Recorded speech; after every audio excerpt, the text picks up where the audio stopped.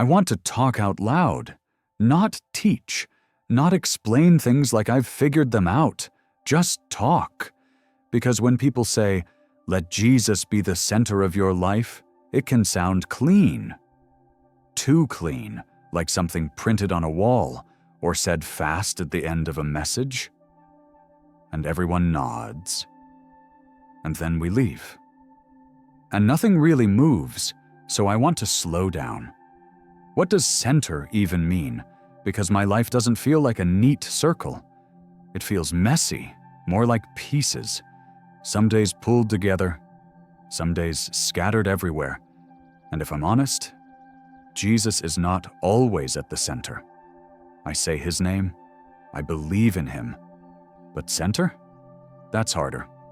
The center is where decisions come from. The center is what I protect, what I return to when things fall apart, what I think about when no one is asking me spiritual questions. And a lot of times, that center is me, my fears, my plans, my need to be right, my need to feel safe, my need to be seen. I don't like admitting that, but it's true. Sometimes I want Jesus close, just not that close, close enough to help, not close enough to lead. And I think many of us live there. We don't reject him. We just manage him. We invite Jesus into parts of life, but not the whole thing. We give him Sunday, but Monday morning belongs to stress. Tuesday belongs to ambition. Wednesday to resentment. Thursday to old habits. Friday to distraction. Saturday to recovery. And Jesus gets what's left. And then we wonder why we're tired. Letting Jesus be the center is not about being intense. It's about being honest. Because when Jesus is not the center, something else always is. Something always takes that place. And whatever sits there, it starts to shape everything. It shapes how we react, how we speak, how we love people, how we forgive or don't. When fear is the center, everything becomes defensive. When control is the center, everything becomes heavy. When approval is the center, everything becomes exhausting. And when I put myself at the center, I become fragile. Because I'm not strong enough to carry my own life. I've tried. Maybe you have too. You try to hold it together, make the right choices, stay disciplined, stay focused, stay positive, and it works until it doesn't. Until one moment knocks the air out of you. A word, a loss, a memory, a failure you didn't see coming, and suddenly the center collapses. This is where Jesus doesn't just help. This is where he belongs. Not as decoration, not as a backup plan, but as the core. And that sounds scary, because letting Jesus be the center means he gets access to things we don't want to open. Our anger, our shame, the parts we justify, the parts we hide, and we think, if he really sees this, he'll turn away. But he doesn't. That's the strange part. Jesus doesn't move toward the polished version of you. He moves toward the real one, the tired one, the confused one, the one who believes and doubts in the same breath. I've had moments where I told God, I don't know how to do this. Not dramatically, just quietly, almost embarrassed. And I didn't feel judged. I felt met. Letting Jesus be the center doesn't start with confidence. It starts with surrender, and surrender is not loud. It's often just a small letting go, a pause before reacting, a choice to listen instead of defend. A moment where you say, okay, you lead, I'll follow, even if I don't like where this goes. And yes, sometimes you won't like it. Because Jesus will touch things you were hoping to keep. He will ask questions you don't want to answer. He will slow you down when you want speed. He will push you toward forgiveness when you want distance. And this is where people get stuck. They say, Jesus, be the center of my life.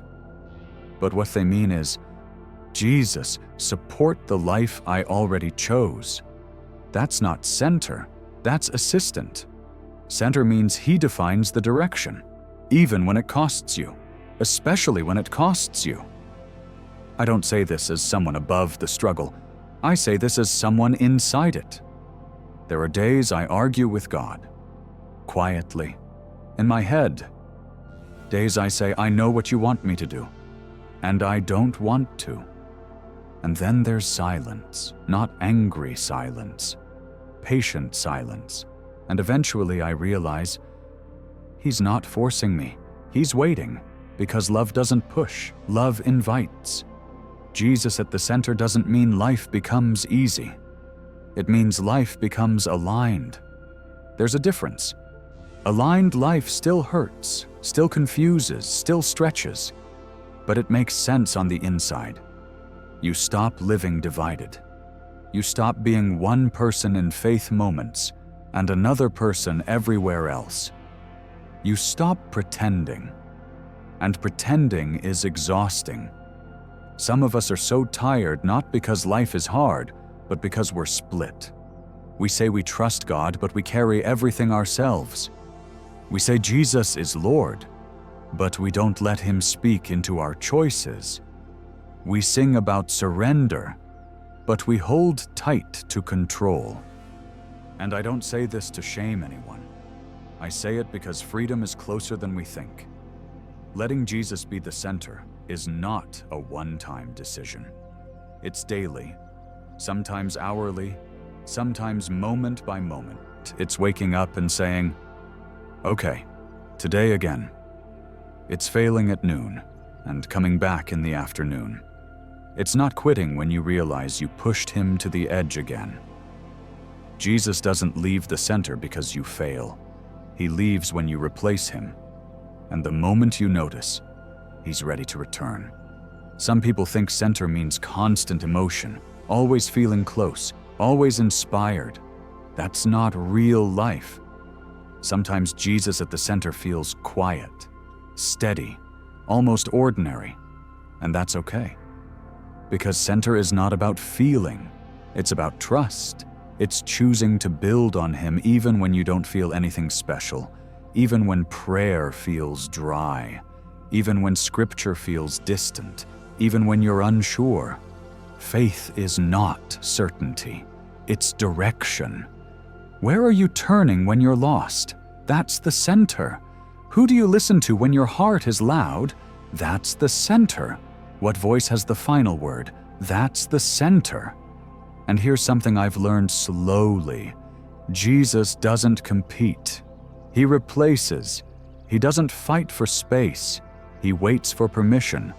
And when you give it, He brings peace that doesn't need noise, strength that doesn't need proving, love that doesn't need earning. I'm not saying, make Jesus the center and everything will work out. I'm saying, make Jesus the center and you won't be alone in it. And that changes everything. Because life will still shake you, but it won't define you. People will still disappoint you, but they won't destroy you.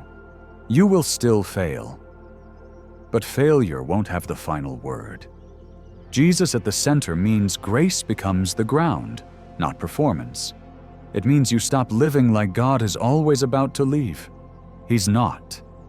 He's closer than you think, closer than your fear, closer than your doubts, closer than the version of yourself you're trying to protect. So maybe today, don't promise anything big. Don't make speeches to God. Just be honest. Say, I don't know how to put you at the center, but I want to. That's enough to start, because Jesus doesn't need perfect words.